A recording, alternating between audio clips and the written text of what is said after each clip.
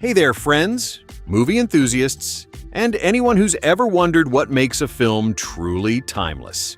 I'm your narrator today, sitting here with a big smile on my face because I get to share with you one of the most heartwarming, uplifting, and unforgettable cinematic experiences of all time.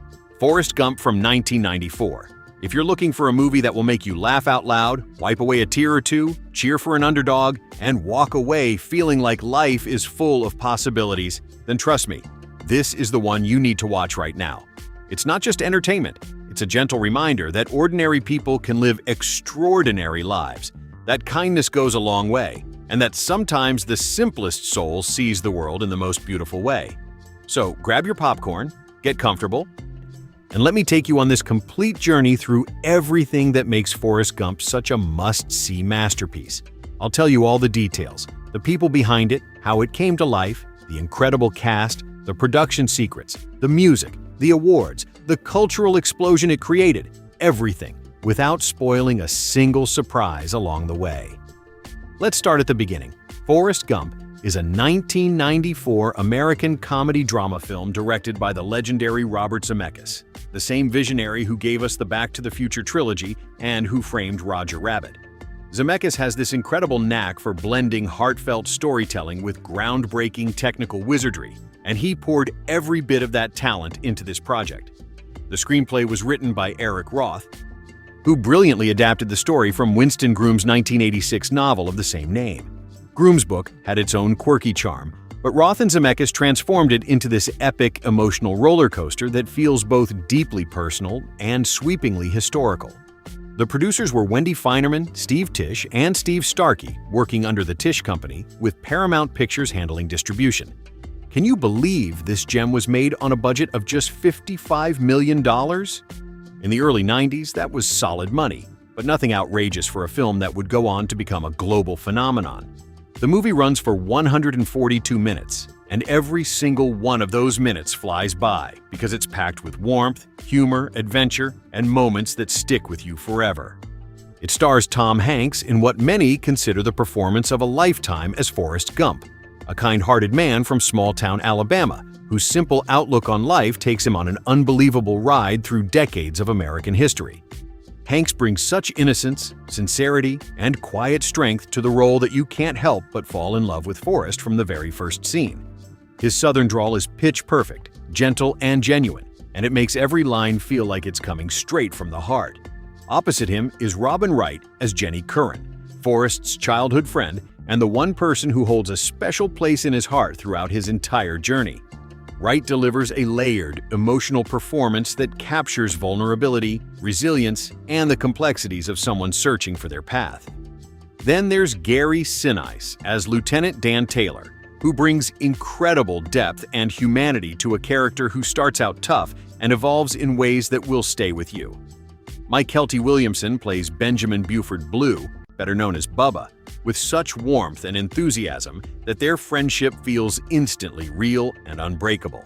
And Sally Field is absolutely perfect as Mrs. Gump, Forrest's devoted mother, whose wisdom and unconditional love shine through every scene like a guiding light.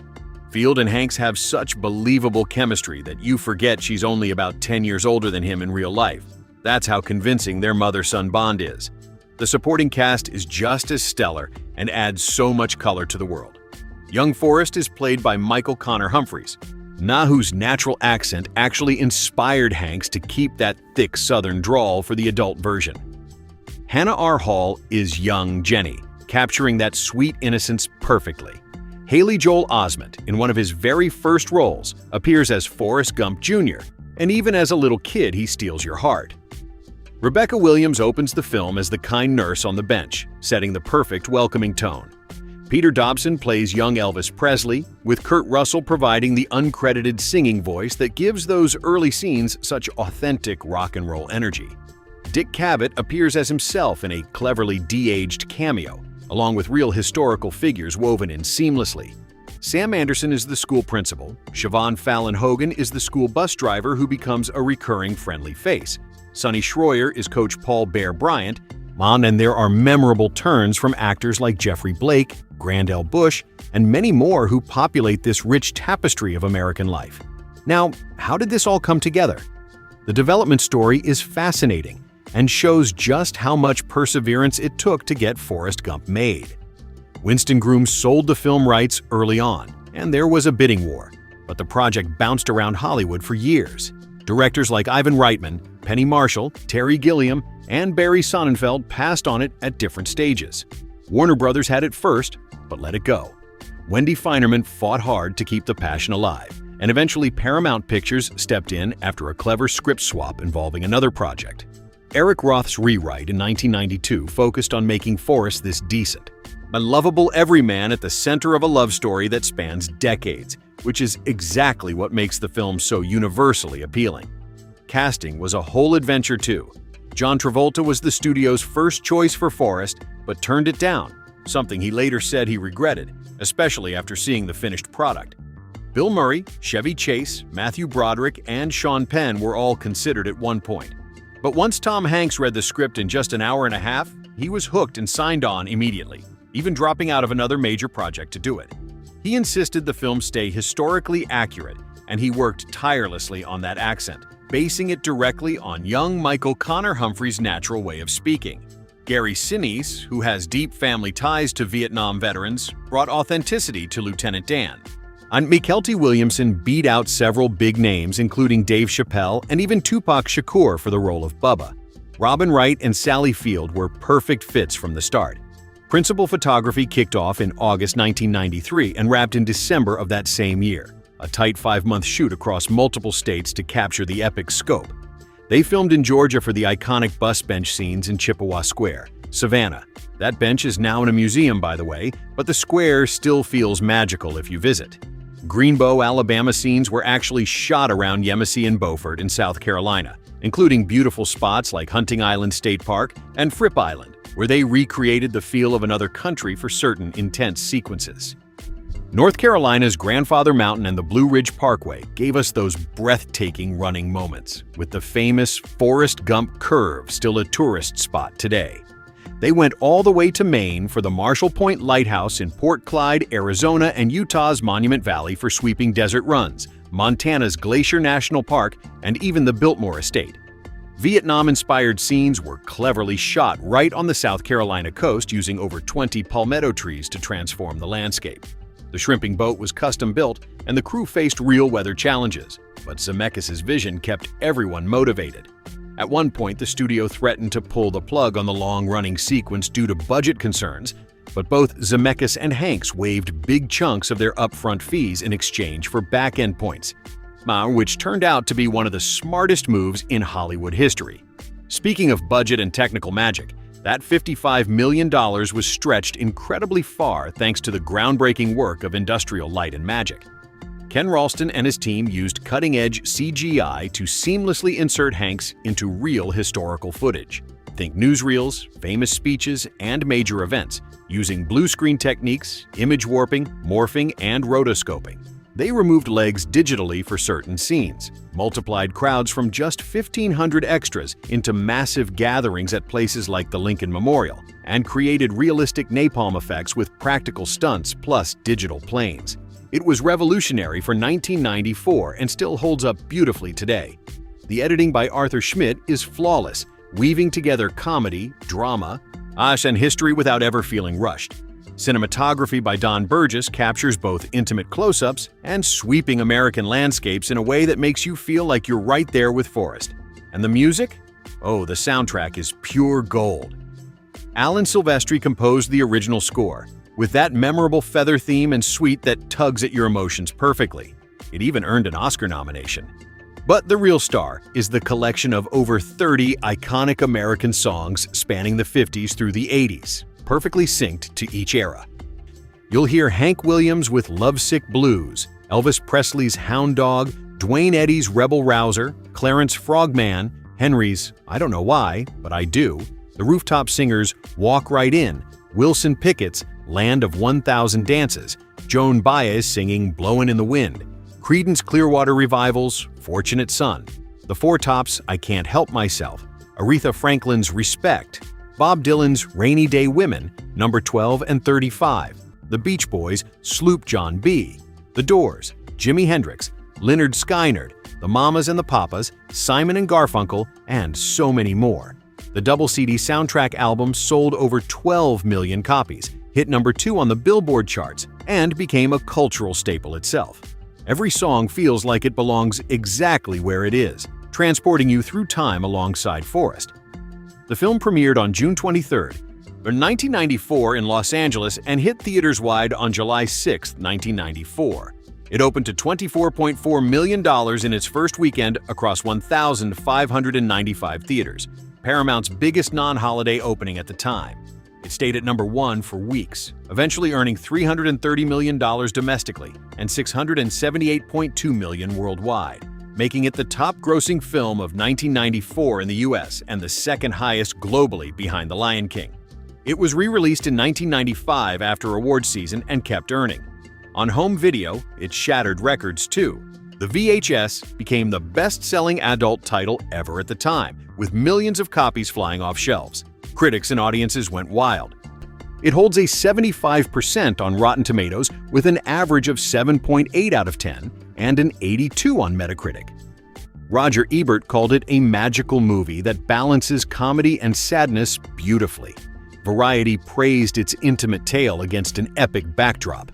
Audiences gave it an A+ cinema score, and people still quote lines like, "Life is like a box of chocolates. You never know what you're gonna get," or "Mama always said everywhere."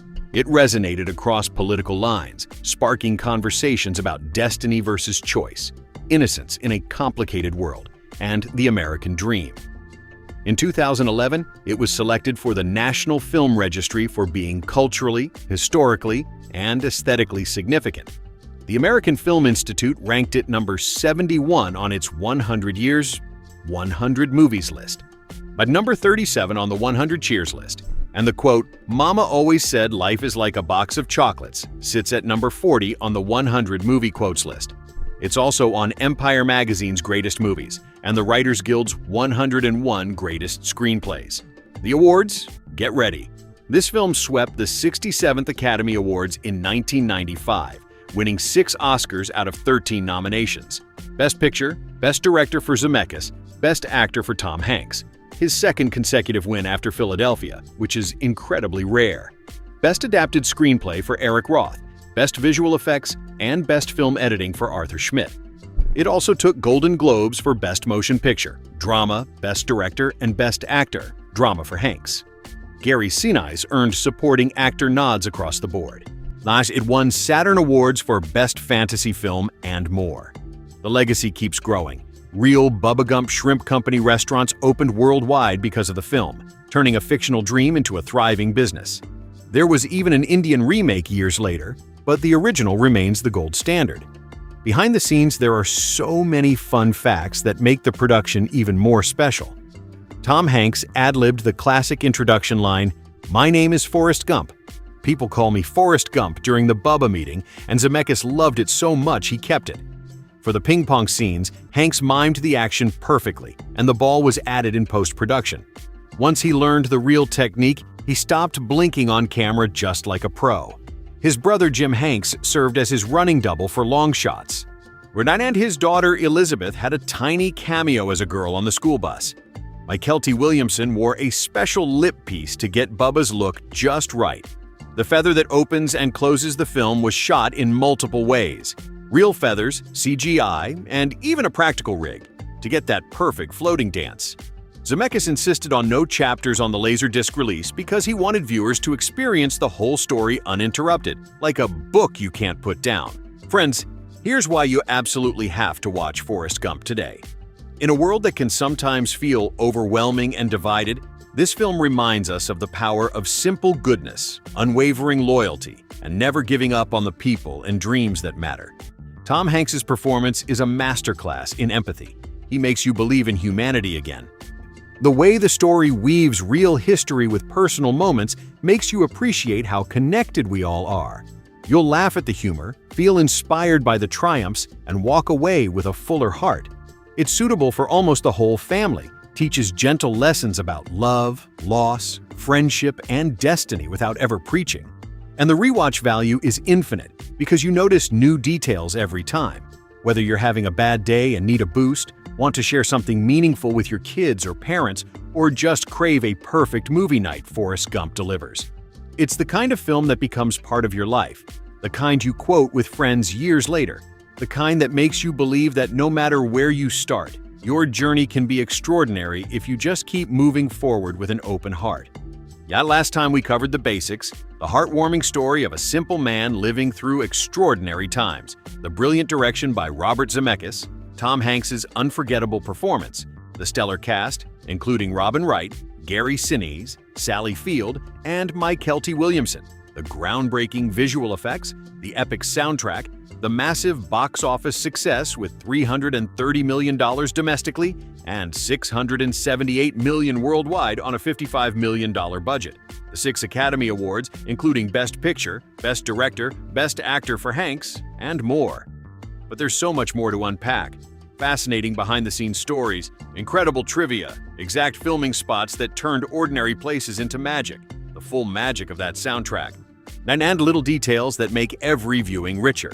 No spoilers here, just pure appreciation for what makes this film so special. So settle in, because we're going long. This is your complete companion piece to fall in love with Forrest Gump all over again. Let's talk more about how this movie almost didn't happen, because the road to getting it made was as bumpy as some of Forrest's adventures. The novel by Winston Groom came out in 1986, and Hollywood sniffed around right away, but it took years for it to click. Directors like Barry Sonnenfeld, Terry Gilliam, and others passed because the story felt too quirky or hard to pin down. At one point, Warner Brothers had the rights, but dropped it. Wendy Feinerman, one of the producers, believed in it fiercely and kept pushing. Eric Roth's screenplay rewrite shifted the focus to make Forrest this pure, decent guy whose innocence collides with history in the most touching ways. That's what hooked everyone. Paramount finally greenlit it. But even then, money was tight. The running sequence, that long, iconic cross-country run, was almost cut because the studio wanted to slash costs.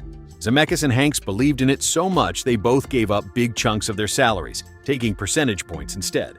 That gamble paid off huge. Hanks reportedly earned around $70 million from the back end alone. Talk about faith in a project paying dividends. Casting stories are gold here too. Tom Hanks read the script in about 90 minutes and said yes instantly, but he had one big condition. The film had to respect historical accuracy in the events Forrest touches.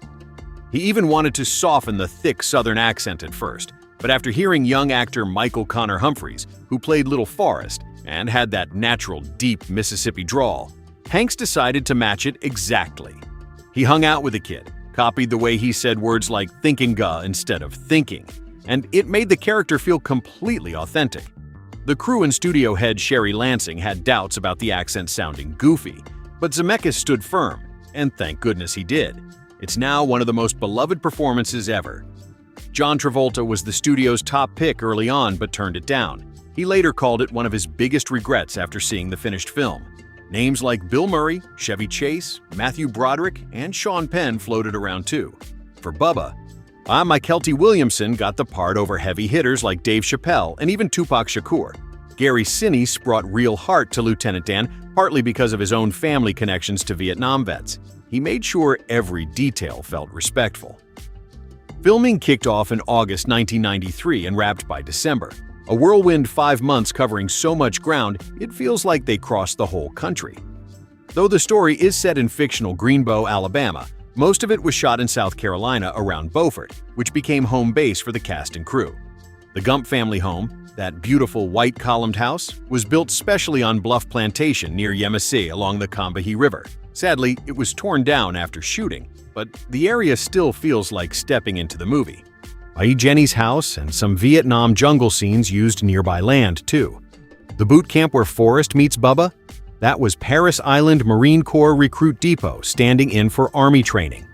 Vietnam ambush and river scenes were filmed on Hunting Island State Park and Fripp Island. Those palmetto trees and coastal vibes tricked everyone into thinking Southeast Asia. They planted over 20 extra palms to sell the illusion. The famous bench where Forrest shares his life story? That was in Chippewa Square, Savannah, Georgia. They reversed traffic flow just for the shot so buses could pull right up. The bench itself is now safe in the Savannah History Museum. You can sit on replicas in the square and feel the magic. Forrest's epic run? Parts were shot on the Blue Ridge Parkway near Grandfather Mountain in North Carolina. That curving road became known as Forrest Gump Curve, and it's a pilgrimage spot for fans. Monument Valley in Utah and Arizona's deserts gave those sweeping, lonely highway moments. Marshall Point Lighthouse in Port Clyde, Maine, stood in for the East Coast endpoint. Santa Monica Pier in California capped the run westward. Even the ping pong tournament scenes used real technique. Hanks mimed so perfectly that the ball was added digitally later. His brother Jim Hanks doubled for long-distance running shots to save wear and tear. The visual effects from Industrial Light and Magic were mind-blowing for the time. Inserting Hanks into real footage of presidents, protests, and events used blue screen, morphing, rotoscoping, and lip-sync tweaks with voice actors for historical figures. They digitally removed legs in key scenes, turned 1,500 extras into huge crowds at places like the Lincoln Memorial, and created realistic explosions and napalm with a mix of practical and digital work. It won the Oscar for Best Visual Effects deservedly. It still looks seamless today. Now, that soundtrack, it's not just background, it's a time machine. Alan Silvestri's original score, with that floating feather motif and emotional swells, got an Oscar nod too.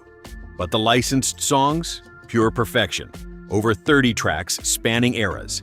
Disc 1 kicks off with Hank Williams' Lovesick Blues, then Elvis Presley's Hound Dog, with Kurt Russell's uncredited vocals for Young Elvis, Dwayne Eddy's Rebel Rouser, Clarence Frogman, Henry's I Don't Know Why, But I Do, the Rooftop Singers' Walk Right In, Jimmy Gilmer and the Fireballs' Sugar Shack, Tommy James and the Shondells' Hanky Panky, Joan Baez's Blowin' in the Wind, Wilson Pickett's Land of 1,000 Dances, Creedence Clearwater Revival's Fortunate Son, The Four Tops' I Can't Help Myself, Sugar Pie, Honey Bunch, Aretha Franklin's Respect, Bob Dylan's Rainy Day Women No. 12 and 35, The Beach Boys' Sloop John B., The Doors' Break On Through to the Other Side, Buffalo Springfield's For What It's Worth, The Byrds' Turn, Turn, Turn, To Everything There Is a Season, The Mamas and the Papas' California Dreamin', Scott McKenzie's San Francisco, Be Sure to Wear Flowers in Your Hair, and more.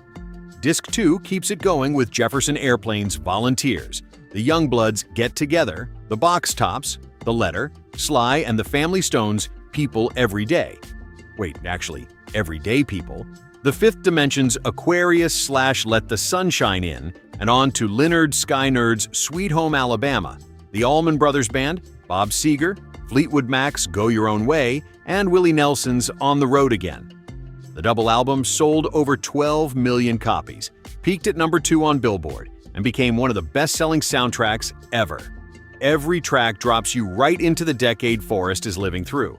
Trivia nuggets that make it even more fun. Tom Hanks ad-libbed My Name's Forrest, Forrest Gump during the Bubba introduction. Zemeckis kept it because it fit perfectly.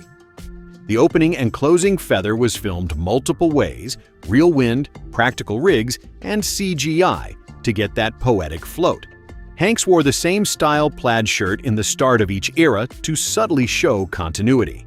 Sally Field, playing his mom, is only 10 years older than Hanks. Makeup magic.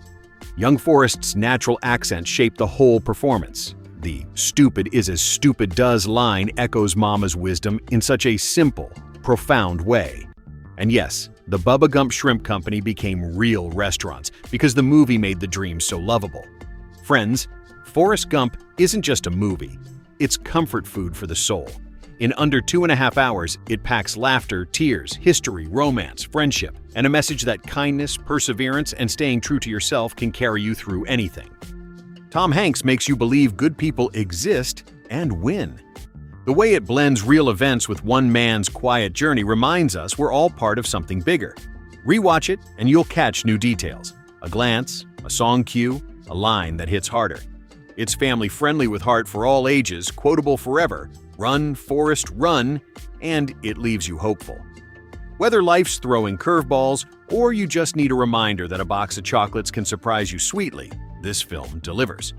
We've already talked about the heart of the film, the incredible cast led by Tom Hanks, the visionary direction from Robert Zemeckis, the groundbreaking effects, the killer soundtrack that takes you through decades, the massive success at the box office and awards. And even some juicy production hurdles like how Hanks and Zemeckis bet big on themselves by taking points instead of upfront pay, a move that turned into a $70 million windfall for Hanks alone. Now let's peel back even more layers with fresh details, deeper trivia, exact spots where the magic happened, and those little touches that make this movie feel alive every single time you hit play. No repeats, just more reasons to grab that remote and dive right back in. One thing that always blows my mind is how much real-life inspiration shaped the running sequence, that epic, life-changing cross-country journey that becomes a symbol for so many people. It wasn't pulled out of thin air. It drew from a true story of a teenager named Louis Michael Figueroa, who, back in 1982, ran from New Jersey all the way to San Francisco to raise money and awareness for the American Cancer Society after losing his dad to the disease. The line where followers ask Forrest why he's running, and he simply says things like, "When I got tired, I slept. When I got hungry, I ate," echoes Figueroa's own straightforward answers during his run. Zemeckis took that real act of quiet determination and turned it into something universal, a way for Forrest to process pain, find purpose, and inspire others without even trying. It's one of those subtle nods to real people that adds so much depth without shouting about it. The ping pong scenes are another technical marvel that still hold up. Hanks didn't actually hit a real ball back and forth for most of it. He mimed the motions perfectly against nothing, keeping his eyes locked on an imaginary spot. The crew added the ball digitally in post-production using early CGI tricks, and once Hanks learned proper table tennis form from pros, he had to unlearn blinking on every hit to match how champions stare down the ball. That level of detail makes Forrest's rise to ping pong champion feel earned and believable, even though it's one of the wilder parts of his journey. Speaking of details in performance, Hanks worked hard on Forrest's physicality to make him feel distinct and genuine. He gave the character this straight-backed, slightly stiff posture, arms a bit rigid, head tilted forward just so, drawing from home videos of folks from Alabama and people with similar challenges. He spent time observing and even collaborating with young Michael Connor Humphreys. That's the kid who played Little Forrest, not just for the accent, but to capture that innocent way of moving through the world. It's why the adult Forrest feels like a natural extension of the child version, seamless and heartfelt. More casting what-ifs. Dave Chappelle auditioned for Bubba and turned it down because he thought the role might pigeonhole him, while Ice Cube also passed. Mykelti Williamson brought such warmth and joy that it's hard to imagine anyone else saying shrimp is the fruit of the sea with that same infectious enthusiasm. For Lieutenant Dan, Gary Sinise drew from real Vietnam veteran stories in his family to make the character's anger and eventual healing feel authentic and respectful. He even helped ensure the portrayal honored those who served. Now, let's map out more of those filming spots, because if you're ever road tripping in the US, these places are worth detouring for. The Gump family home was constructed on Bluff Plantation near Yemassee, South Carolina, along the Combahee River. The white columns and porch captured that southern charm perfectly, even though the set was dismantled afterward.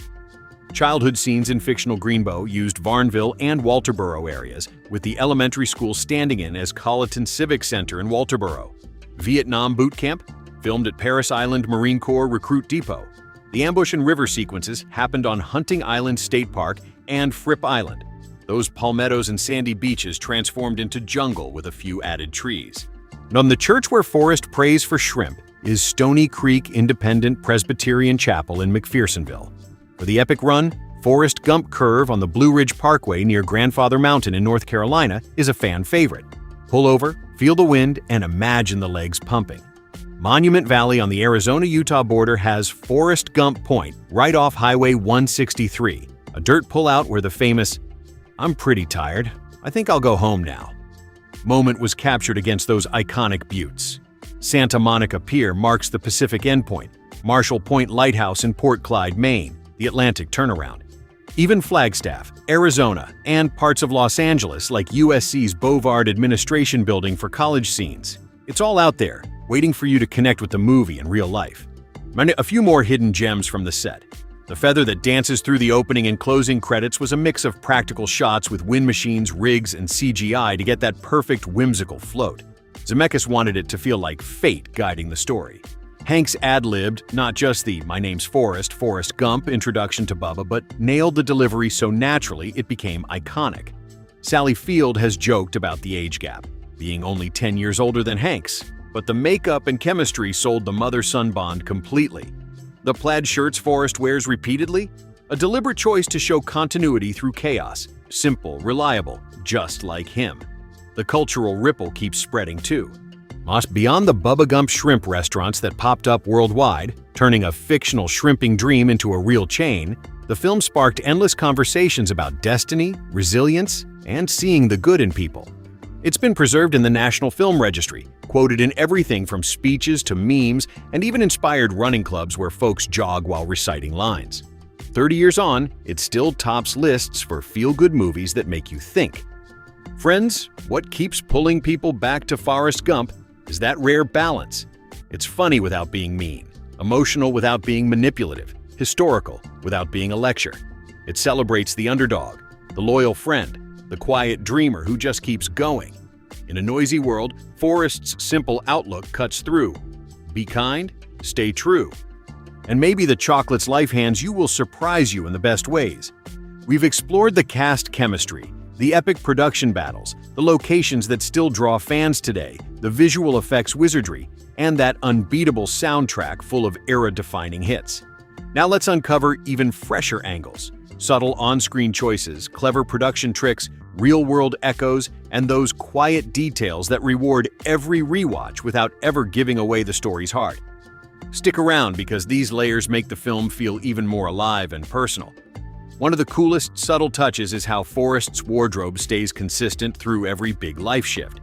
In the very first scene of each new era or age jump, he always starts in that same blue plaid shirt.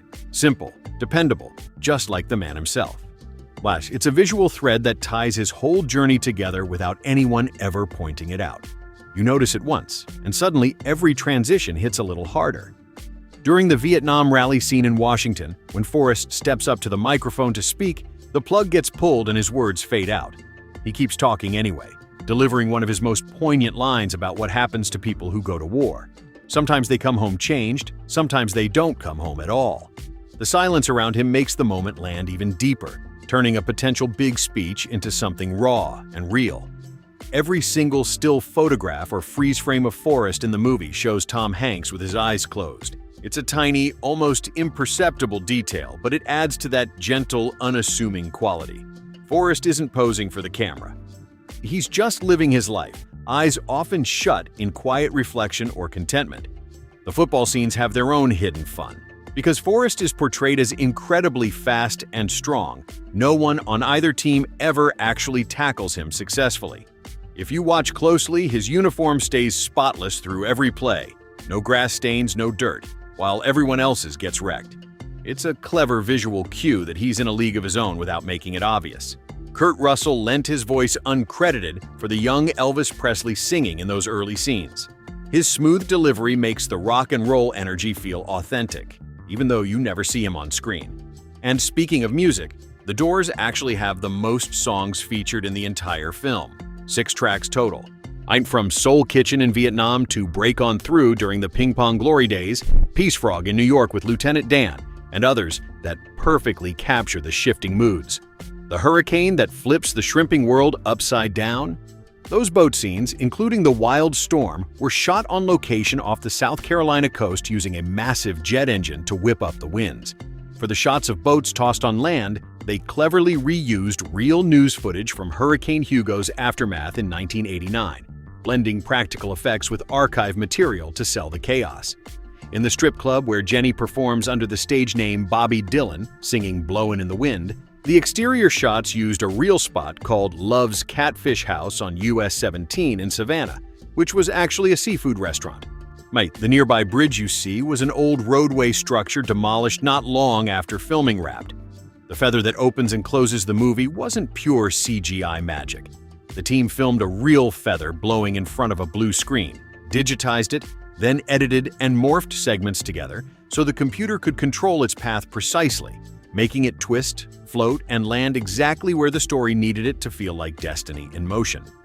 Haley Joel Osment, in his big-screen debut as Little Forrest Jr., reportedly thought he was going to be the star of the whole movie. Adorable kid logic at its finest. And Elizabeth Hanks, Tom's real daughter, pops up briefly as the girl on the school bus who shakes her head no at young Forrest. Family cameos add that extra warmth. And the traffic around Chippewa Square in Savannah was reversed just for the bench scenes, so the bus doors could open directly into the square.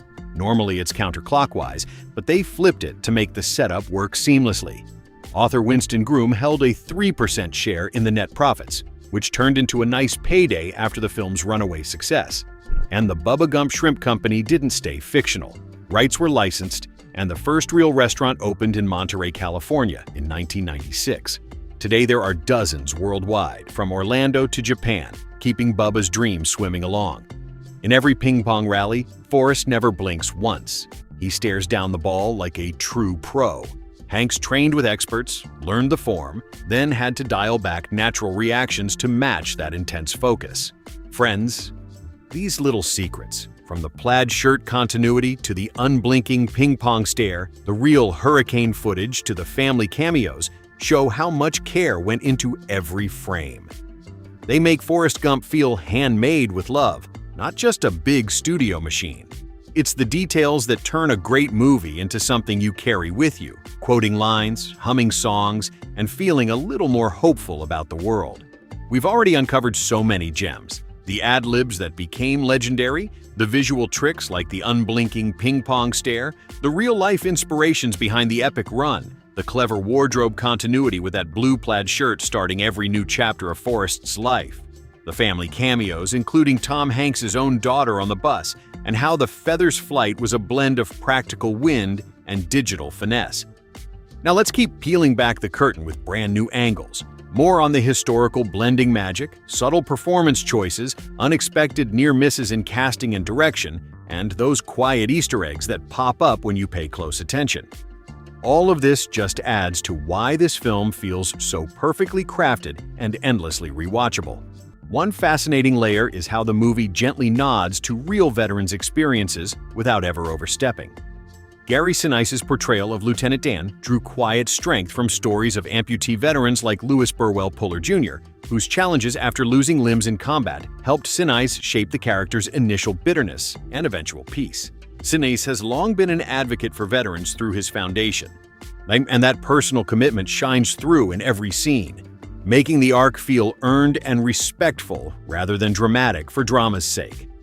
The historical insertions, Forrest shaking hands with presidents, appearing in crowds at massive events, relied on some ingenious pre-CGI techniques too. For de-aging Dick Cavett in his cameo, they used matte paintings and careful compositing to blend him seamlessly into old talk show footage. Other figures got voice doubles and lip-sync tweaks, so the interactions looked natural, not gimmicky. It was all part of Zemeckis' push to make history feel intimate, like Forrest was truly there witnessing it all with wide-eyed wonder. Another small but brilliant choice. In the Vietnam protest rally, when the mic gets yanked and Forrest keeps speaking unheard, Tom Hanks actually delivered a full and heartfelt line that was never meant to be silent forever. Years later, he revealed what he said off-mic, something poignant about how some folks come home from war missing legs or never coming home at all. The plugged mic turns what could have been a big moment into quiet truth. Forrest's words matter even when no one's listening, which fits his whole character perfectly. Casting almost went in wildly different directions more than once. Terry Gilliam, the Monty Python visionary known for surreal films like Brazil, was offered the director's chair early on but passed. Imagine how trippy that version might have been. For Bubba, besides the names we already touched on, David Alan Grier also stepped away from auditioning. The final pick brought such genuine heart that it's impossible to picture anyone else sharing shrimp dreams with that same infectious smile. The novel by Winston Groom takes Forrest on even wilder paths, astronaut adventures, pro wrestling, chess mastery, but the film wisely streamlined it to focus on heart over eccentricity. Groom kept a small profit percentage that paid off nicely, though he famously quipped about Hollywood accounting after the book's sales exploded post-release. The movie softened some edges from the book too, like removing leg braces for young Forrest to keep the tone uplifting. One more on-set secret. During the massive crowd scenes, like the Lincoln Memorial Rally, they started with just 1,500 extras, but multiplied them digitally into tens of thousands, filling the frame with seamless faces and waving signs. It was early crowd simulation tech that helped sell the scale without breaking the budget. Friends, these extra threads, the veteran respect in Lieutenant Dan's arc, the unheard but powerful protest words, the alternate creative paths not taken, show how Forrest Gump wasn't just lucky. It was built with intention, care, and a deep belief in simple goodness prevailing. Every rewatch reveals another layer that makes you smile wider or feel a little deeper. We've delved into the ad-libs, the Feathers journey, the ping-pong stare-downs, the veteran-inspired depth in Lieutenant Dan's story, the unheard rally words, and the alternate creative roads not taken. Now let's shine light on even more under-the-radar treasures. Things like on-set illnesses that shaped performances, clever goofs that stayed in, the rhythm training behind the run, and how certain real-world echoes keep the film's spirit alive 30-plus years later. These bits make the movie feel like a living, breathing piece of cinema magic. Picture this. During the intense Vietnam sequences, several cast members actually fell ill from the grueling heat and humidity on those South Carolina coastal shoots. Fripp Island and Hunting Island turned into makeshift jungles with added palms, but the real weather took its toll. The discomfort fed into the raw authenticity of exhaustion and camaraderie you see on screen, turning physical challenge into emotional truth without anyone planning it that way. A fun continuity quirk slipped through. In the famous football stadium mowing scene, shot at what became the Basil Green Complex in Beaufort. Dressed up with early digital tweaks, Forrest's uniform somehow stays impossibly clean amid the chaos of plays and tackles. No grass stains, no mud, while teammates look battle-worn. It's a subtle visual wink that he's operating on a different wavelength, untouchable in his own gentle way. The rhythm of Forrest's iconic run wasn't improvised on the spot either. Tom Hanks prepared by running deliberately, not for cardio, but to lock in that steady, almost mechanical cadence that feels both determined and effortless. His brother Jim stepped in for distant long shots to keep the momentum going without wearing Tom out, but the core gait came from careful rehearsal to match the character's unhurried persistence. One clever historical blend stayed as a deliberate choice. During a Civil Rights March insert, archival footage from DW, Griffith's silent epic got repurposed with digital tweaks, even though eagle-eyed viewers spot the anachronism. The team left it in, embracing the patchwork nature of memory and history that Forrest wanders through so innocently. The Sesame Street moment with young Forrest Jr. watching Bert and Ernie? Fans long debated the timeline, but deeper checks confirm that particular sketch aired in the early 80s, fitting perfectly into the era without any mismatch. Little touches like that keep the world-building airtight. More on those coastal gems. Bubba's family home visit happened on Ladies Island near Beaufort, along Alston Road by Lucy Point Creek. Quiet marsh views that captured that warm, down-home Louisiana feel despite being firmly in South Carolina. At the dock and boathouse for the shrimping startup were built fresh on Coosaw Island at a private marine spot, then dismantled. But the area's serene waterways still evoke the dream of shrimp boil, shrimp gumbo, shrimp kebabs. In the football college days, the University of South Carolina Beaufort campus got a digital facelift to stand in for the medical center. Another example of how the Lowcountry doubled for so many places, stretching the production's creativity. Friends, these nuggets, the heat-fueled authenticity, the stain-free uniform secret, the rhythmic run prep, the archival nods, the spot-on Sesame timing, highlight how every frame was layered with intention and serendipity. They turned Forrest Gump into more than entertainment. It's a testament to collaboration. Now where challenges became strengths and small choices built timeless resonance. We've wandered through so many beautiful corners already.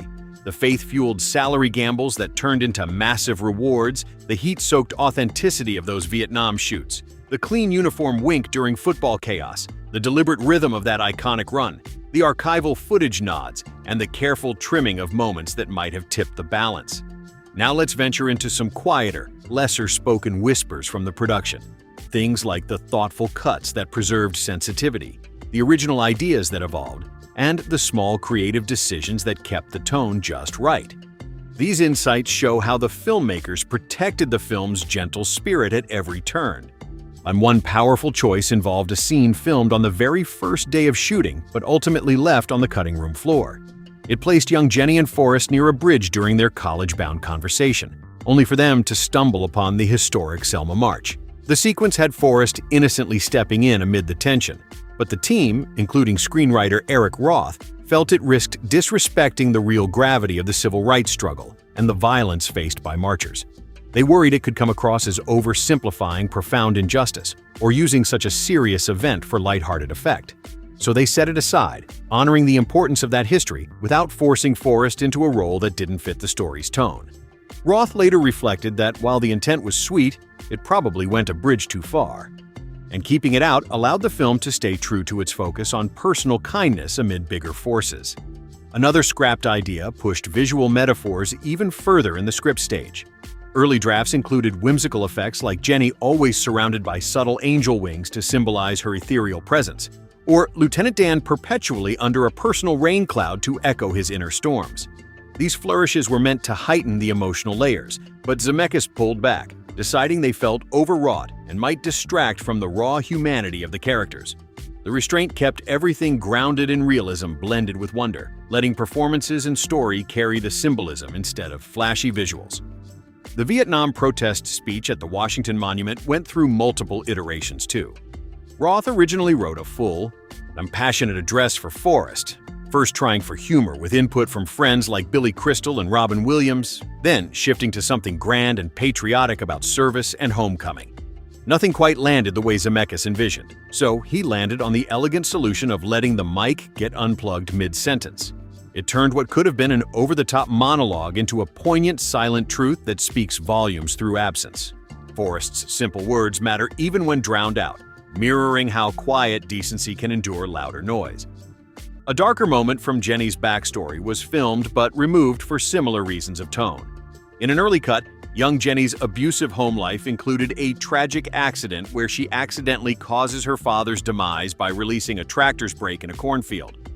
The scene was intense and heartbreaking, but the filmmakers decided it might make her character too hard to root for or shift sympathy away from her journey.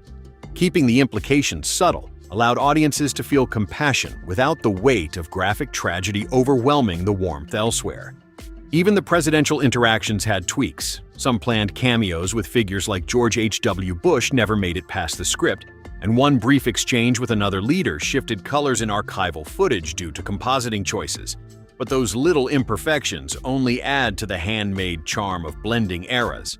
Friends, these decisions, the Selma Bridge Mercy cut, the dialed-back metaphors, the unplugged mic brilliance, the softened backstory, reveal a production guided by empathy and restraint. The team didn't just chase spectacle. They protected the film's core message of innocence, forgiveness, and quiet strength. They chose heart over excess every time, and that's why Forrest Gump feels timeless rather than dated. We've journeyed through the thoughtful omissions that preserved respect and tone, like the Selma Bridge sequence pulled on day one to avoid diminishing real historical pain, the angel wing metaphors, and personal rain clouds dialed back for grounded emotion, the unplugged mic turning a potential grand speech into silent profundity, and the softened hints of Jenny's early trauma to keep compassion flowing without overwhelming darkness. Now, let's explore some entirely new territory, insights into how physical realities shaped key illusions, the global echoes that keep the film relevant today, and those subtle cultural ripples that show its lasting gentle power. Take the legless portrayal of Lieutenant Dan after his injuries. Gary Sinise's performance relied on a mix of practical ingenuity and early digital wizardry that pushed boundaries in '94. In hospital bed scenes, the crew cut holes into the mattress so Sinise could tuck his real legs underneath, creating the illusion of absence without heavy prosthetics. For standing or moving shots, blue screen fabric wrapped his lower body, allowing industrial light and magic to erase the limbs frame by frame and composite in the background. Sinise spent hours in awkward positions to sell the frustration and vulnerability. On drawing from real amputee stories to infuse authenticity, his commitment helped make Lieutenant Dan's evolution from rage to redemption one of the film's most moving threads. The cross-country run's inspiration runs even deeper than we touched on before. Beyond the general nod to perseverance, it echoed a specific 1982 journey by a teenager named Louis Michael Figueroa, who ran coast to coast from New Jersey to San Francisco to fundraise for cancer research after losing his father. Some of the followers' questions in the movie: why are you running? Mirror Figueroa's real responses during interviews. Simple, matter-of-fact answers like sleeping when tired or eating when hungry. Zemeckis wove that quiet, real-world determination into Forrest's arc. We're not turning personal grief into universal inspiration without ever naming the source directly. On the performance side, Tom Hanks's dedication extended to vocal nuances that evolved over shooting. Early takes of the accent felt off. Zemeckis noted it during that first Selma day. But Hanks refined it by immersing in Southern rhythms, ensuring it stayed endearing rather than caricature. The result? A drawl that's instantly recognizable, yet full of warmth, helping audiences connect instantly to Forrest's worldview. 30 years on, the film's influence keeps blooming in unexpected ways. Recent reflections from cast and crew highlight how it shaped views on resilience. Gary Sinise's Lieutenant Dan Band, formed in 2003, tours military bases worldwide, are playing for service members and families while raising awareness through his foundation. The character became a symbol of veteran recovery, with Sinise crediting the role for deepening his lifelong advocacy. Bubba Gump shrimp locations worldwide, from theme park spots to international outposts, still serve as living tributes, where fans order Lieutenant Dan's Drunken Shrimp and feel the dream alive. Even the soundtrack's placement holds quiet genius. Tracks weren't just era markers, they often mirrored emotional undercurrents. Creedence Clearwater Revival's Fortunate Son, underscoring Vietnam's contradictions, or Aretha Franklin's Respect, echoing personal quests for dignity. Alan Silvestri's score weaves seamlessly, with motifs that return like echoes of fate, tying loose ends without words. Friends these elements, the clever leg illusions, and the real run echoes, the accent polish, the ongoing veteran tributes, the thoughtful song choices, reveal a film crafted with precision and purpose. It honors history, celebrates quiet strength, and reminds us that one person's steady path can ripple outward in beautiful ways. We've already savored so many rich details: the salary risks that led to huge rewards, the practical tricks for Lieutenant Dan's legs like mattress cutouts and blue screen compositing, the real teenager's coast-to-coast run that quietly inspired Forrest's epic journey, the accent refinements drawn straight from young Michael Connor Humphreys, Gary Sinise's ongoing veteran work through his foundation, and the song placements that mirror emotional undercurrents so perfectly. Now, let's open up some entirely fresh pages, focusing on global and lasting impacts. Precise spot details that fans still chase, and those small production harmonies that made the whole thing sing. The film's reach stretches far beyond American screens. In recent years, as it hit its 30th anniversary in 2024, reflections poured in from around the world about how Forrest's simple outlook on kindness and persistence resonates universally. People in places like Japan, India, and Europe still quote the chocolate line in their own languages, and the Bubba Gump shrimp chain has grown into dozens of spots internationally, from bustling Orlando locations to outposts in Asia, where fans order dishes named after characters and feel that shrimping dream come true in real life. Closer to home, the Low Country of South Carolina remains a living museum for fans. Varnville's Main Street stood in for Greenbow's early scenes. The moment Forrest gets his magic shoes and starts running free captures the town's quiet charm, with shops and streets that look almost unchanged today.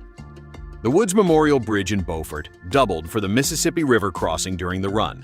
A press interview spot with a temporary sign added, but the bridge's curve and water views still evoke that moment of quiet reflection mid-journey.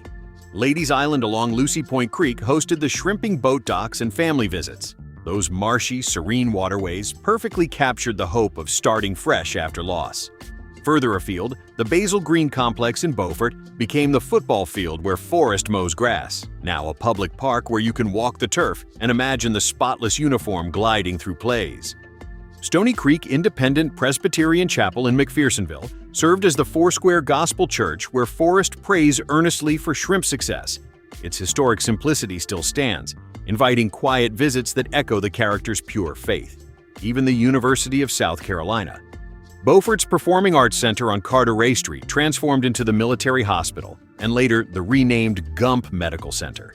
Its architecture and grounds make it recognizable to anyone who's seen those recovery and donation moments.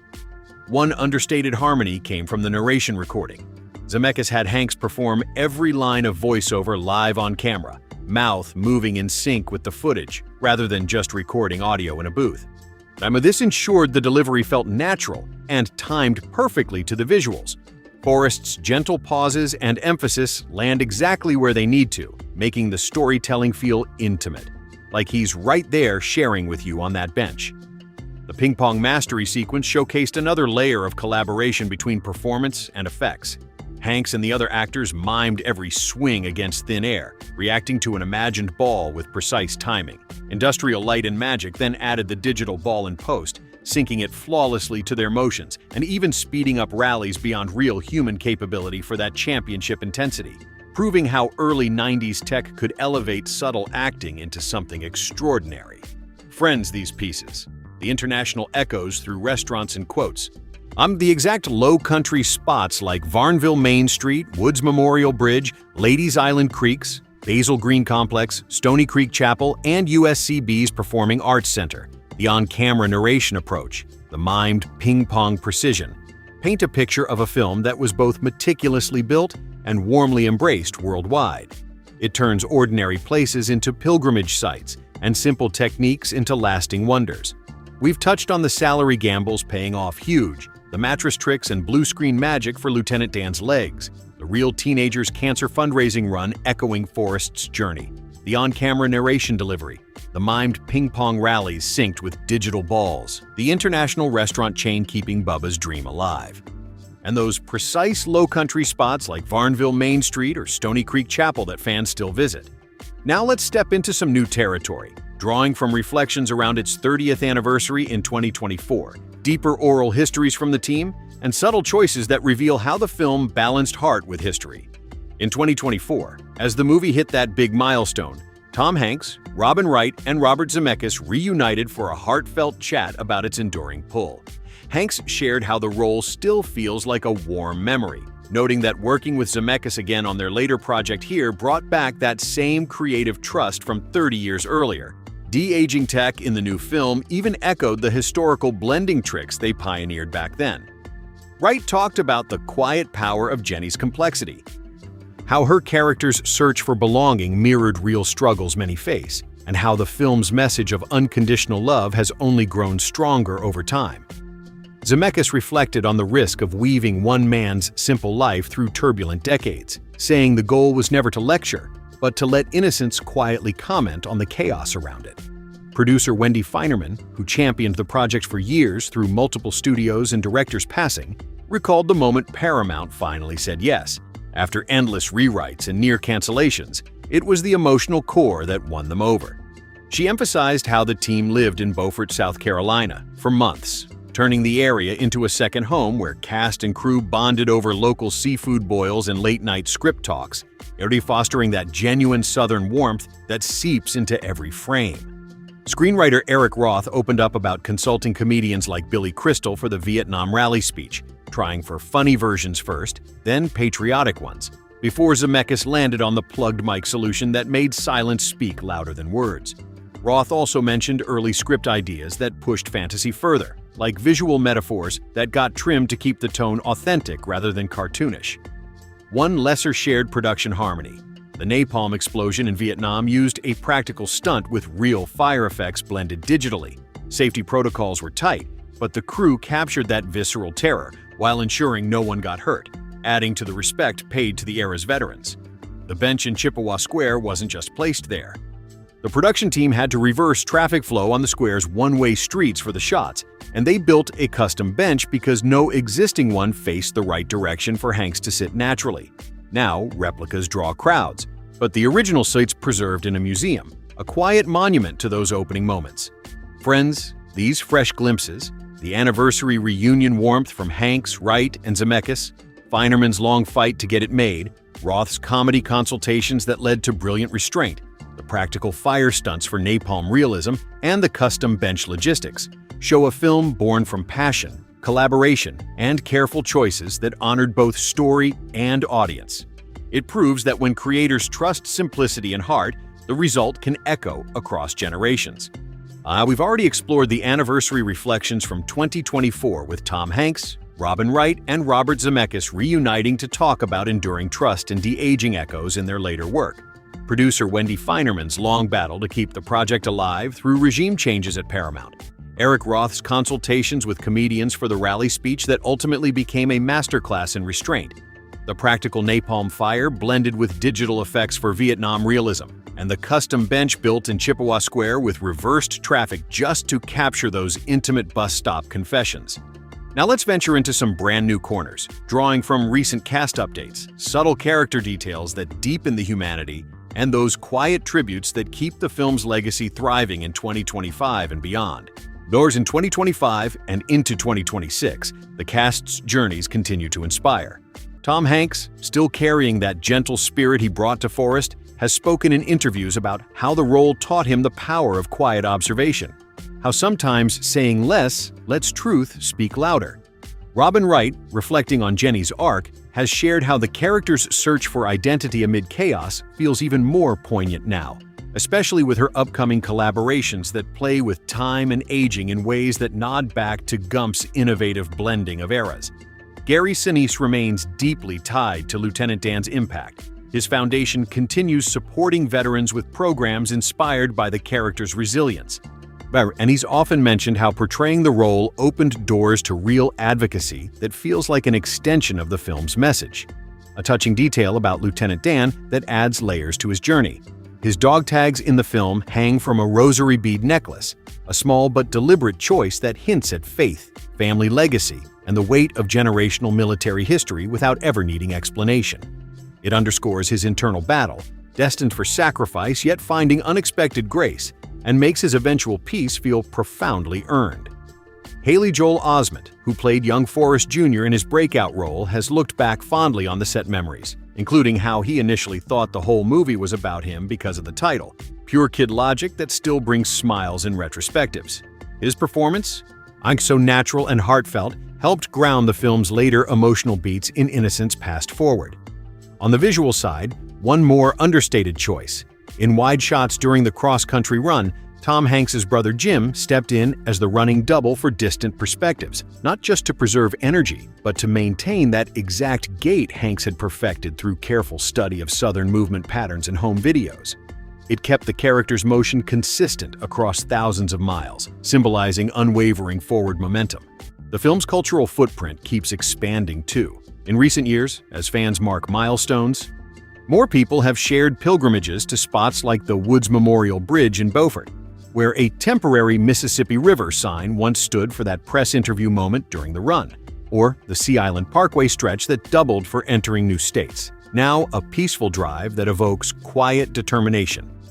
Friends, these fresh insights, the rosary dog tags adding unspoken depth to Lieutenant Dan, Osment's charming misconception about being the star, Jim Hanks's double duty for run consistency, ongoing advocacy from Sinise, and the evolving reflections from the principal cast highlight how Forrest Gump wasn't just a snapshot of the 90s.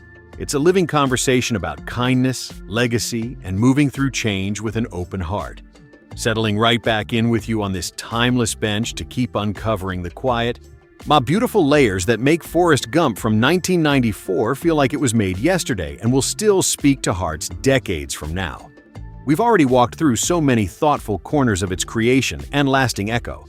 The way the team chose restraint over spectacle by cutting the Selma Bridge sequence on the very first shooting day to honor the real weight of that history without risking oversimplification. The early script ideas for visual metaphors like angel wings around Jenny or a personal rain cloud over Lieutenant Dan that were wisely pulled back to preserve emotional authenticity rather than lean into fantasy. The brilliant decision to let the microphone go dead during the Vietnam protest rally so Forrest's words could carry their own silent power. With the softened portrayal of Jenny's childhood pain that allowed compassion to flow freely without tipping into heavier tragedy. The rosary beads on Lieutenant Dan's dog tags as a subtle nod to inherited faith and family sacrifice. The way Haley Joel Osment's wide-eyed innocence as young Forrest Jr. grounded the story's later heartbeats. Jim Hanks stepping in as running double to keep the gait perfectly consistent across vast distances, and the ongoing ripples through Gary Sinise's veteran advocacy that turned a fictional character's arc into real-world support for those who've served. All of these pieces fit together like the feathers drifting on that opening breeze, seemingly random, yet guided by an invisible hand towards something meaningful. What continues to stand out so powerfully is how the film never once raises its voice to preach or judge. Instead, it invites you to sit quietly and watch one ordinary man respond to an extraordinary world with nothing more than decency, loyalty, and an unshakable belief that people are worth loving even when they stumble. That gentle approach is precisely why it crossed every boundary: age, politics, culture, and why, 30-plus years later, strangers still quote lines to each other in airports, why parents show it to their children as a soft introduction to American history without the harsh edges, and why fans from every corner of the globe make pilgrimages to places like the quiet marshes of Ladies Island or the curve of the Woods Memorial Bridge. Not because the locations are grand monuments, but because standing there feels like stepping inside the story itself, breathing the same air Forrest once did while he dreamed of shrimp or simply kept putting one foot in front of the other. The soundtrack deserves another moment of appreciation here too, not just for the iconic songs that drop you straight into each decade, but for the way they were chosen and placed with almost surgical care to amplify feeling rather than overpower it. Think of how Fortunate Son cuts through the Vietnam sequences with its raw anger and irony, mirroring the confusion and contradiction swirling around the soldiers, or how Respect arrives at just the right beat to underscore Jenny's quiet hunger for dignity amid everything she's running from. Alan Silvestri's original themes weave underneath like a steady heartbeat, returning at moments of reflection or triumph so subtly that you feel the emotion before you consciously register the music, creating this seamless emotional current that carries you from the feather's first float to its final gentle landing. It's the kind of score that doesn't demand attention but earns it through perfect companionship with the visuals and performances, making every rewatch reveal a new shade of feeling you missed the time before. And then there's the simple miracle of Tom Hanks' presence at the center of it all. He didn't just play Forrest, he became the living embodiment of the idea that goodness isn't naive. It's a deliberate, courageous choice in a world that often rewards the opposite. The way he holds his body slightly forward, an arms a little stiff yet never aggressive, the soft cadence of every sentence, the way his eyes light up with genuine wonder at the smallest kindness or cloud over with honest hurt when someone he loves pulls away. It all feels so lived in, so human, that you forget you're watching an actor and start believing you're listening to a real person share the story of his life. That level of trust between performer and audience is rare, and it's one of the main reasons the film never feels manipulative, even when it tugs hard at the heartstrings. Everything stays earned, grounded in sincerity rather than sentimentality. We've already lingered over the careful restraint that shaped so much of its soul. The way the filmmakers stepped back from heavy-handed metaphors and historical overreach to protect the story's quiet integrity. The unspoken symbols like those rosary bead dog tags that whisper about faith and legacy without ever raising their voice. The family effort behind the camera with brothers and daughters stepping in to keep every detail consistent and warm. The way the music doesn't just accompany the scenes but breathes with them, carrying you through decades of change while always returning to that same tender, floating motif that feels like fate itself guiding the feather across the screen. All of it comes together to create something that never shouts for attention, yet somehow stays with you long after the credits roll. Like a conversation with an old friend who never judges, only listens, and keeps moving forward no matter what. One of the most remarkable things about the film is how it turns ordinary. Why his everyday actions into something almost sacred without ever feeling forced or preachy. Running becomes a form of meditation and release. Sitting on a bench becomes an act of openness to whoever might sit beside you. Sharing a box of chocolates becomes a small ritual of trust and surprise. These aren't grand heroic gestures. They're the small, repeatable choices that anyone can make. And that's exactly why the movie connects so deeply across generations and borders. Parents watch it and see lessons in kindness they want to pass on. Young people see someone who refuses to let the world's cynicism harden him. Older viewers find comfort in the reminder that a life doesn't have to be loud or perfect to be meaningful. The story doesn't demand you change the world. It simply asks you to keep showing up for it with the same steady heart Forrest does day after day, through joy and heartbreak alike. The production itself was filled with that same unassuming persistence. Months spent living and working in the low country of South Carolina weren't just logistical necessities. They became part of the atmosphere that seeps into every frame. The humidity in the air during Vietnam shoots that made exhaustion feel real. The local voices and rhythms that helped shape the accent into something authentic rather than performed. The shared meals and late-night talks among cast and crew that built a genuine sense of family mirroring the one on screen. Even the weather challenges, sudden storms, relentless heat ended up serving the story, adding texture and truth to moments that could have felt polished or artificial in a more controlled environment. It's as if the film itself was running its own long-distance course, facing obstacles but never stopping, always finding a way to keep going until it crossed its finish line stronger than when it started. What keeps pulling people back year after year is that rare feeling of being seen and understood without conditions. Forrest never asks anyone to be different before he'll care about them. He simply cares, full stop. He loves Jenny through every detour and self-destructive turn, stands by Bubba's dream even after the loss, waits patiently for Lieutenant Dan to find his own peace. That unconditional acceptance isn't presented as a flaw or a weakness. It's the quiet engine driving the entire narrative.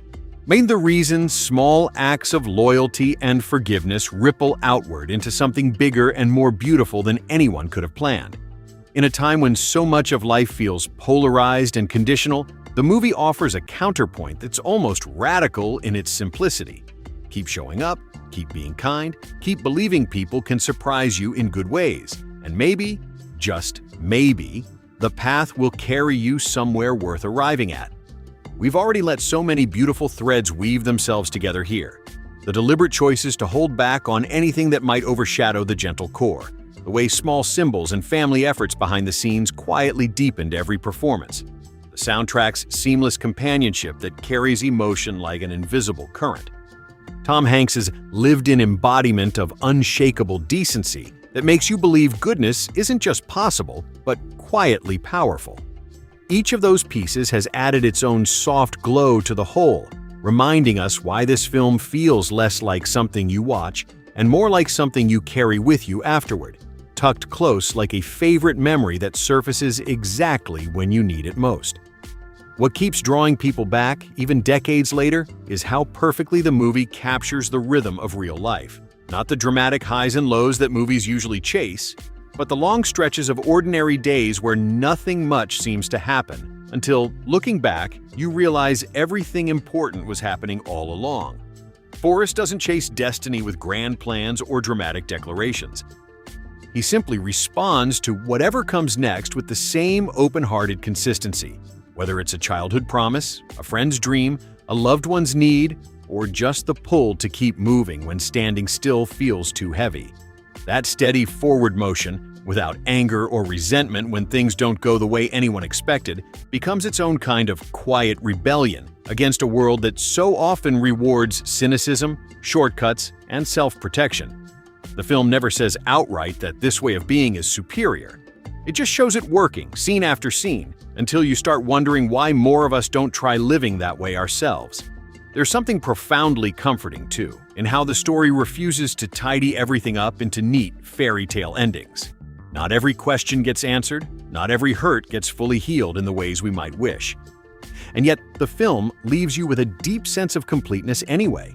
It's as if it understands that life isn't about tying every loose end with a bow.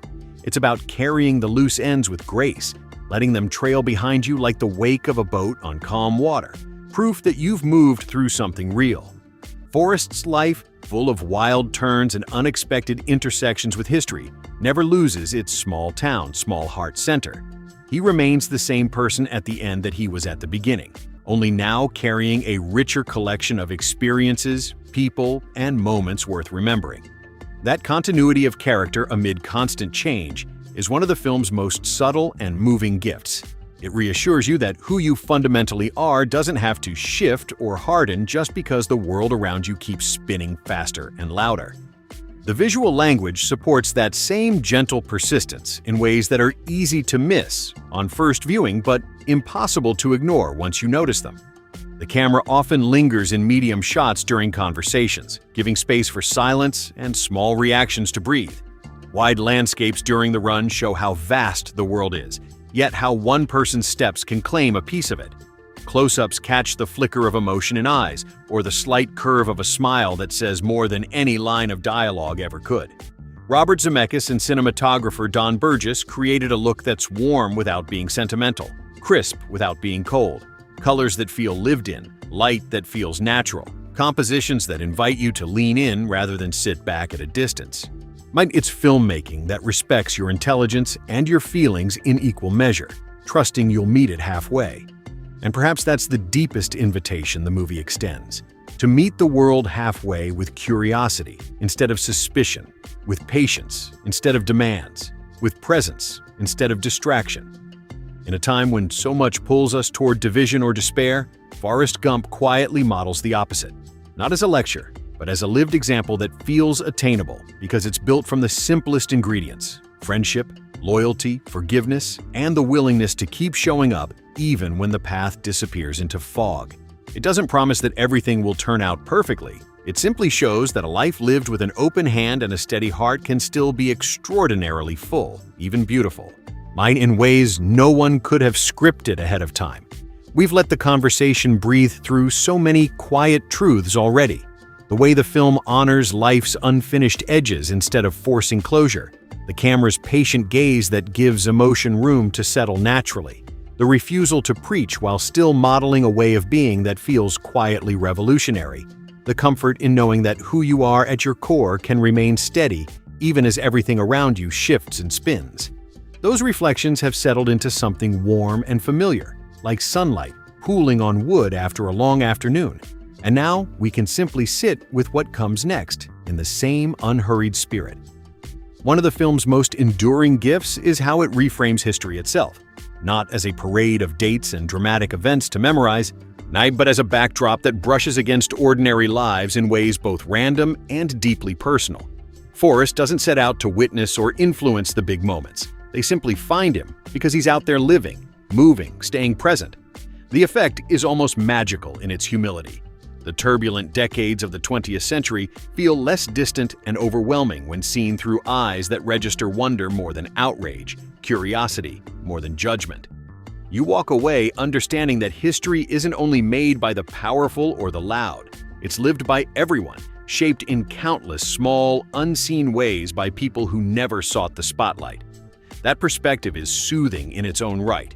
It reminds you that your own place in the larger story matters, even when it feels invisible or unremarkable.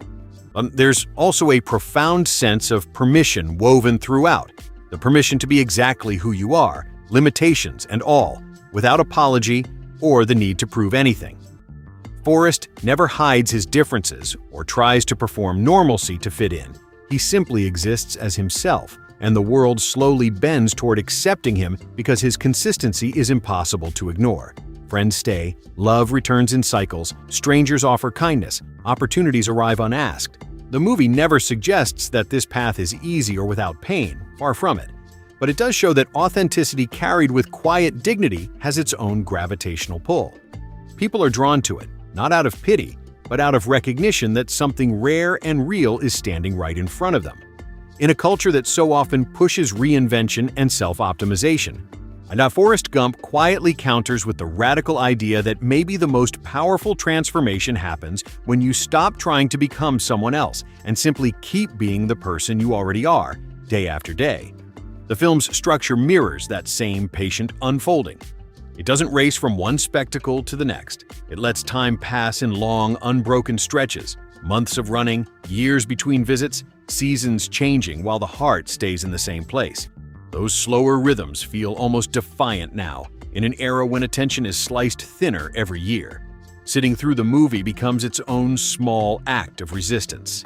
You're allowed to linger, to to feel the weight of a single glance or the lightness of a shared laugh without the story hurrying you along to the next big beat. And that pacing invites you to notice things: the texture of a feather against blue sky, the way light catches on water during a quiet boat ride, the subtle shift in someone's posture when forgiveness begins to take root. It's filmmaking that trusts you to stay with it. And because it does, you do. At its deepest level, Forrest Gump is a love letter to endurance. Not the flashy, triumphant kind, but the everyday variety that shows up when no one is watching, that keeps loving through absence and misunderstanding, that chooses hope even after disappointment has every right to win. It doesn't promise that endurance will erase pain or guarantee happy endings in the conventional sense. It only shows that endurance itself can be a form of victory, a way of saying yes to life even when the answers are unclear. And in showing that, it offers something rare and sustaining: the assurance that you don't have to be brilliant, beautiful, or unbreakable to live a life worth cherishing. You just have to keep going, keep caring, keep leaving the door open for whatever or whoever might walk through next.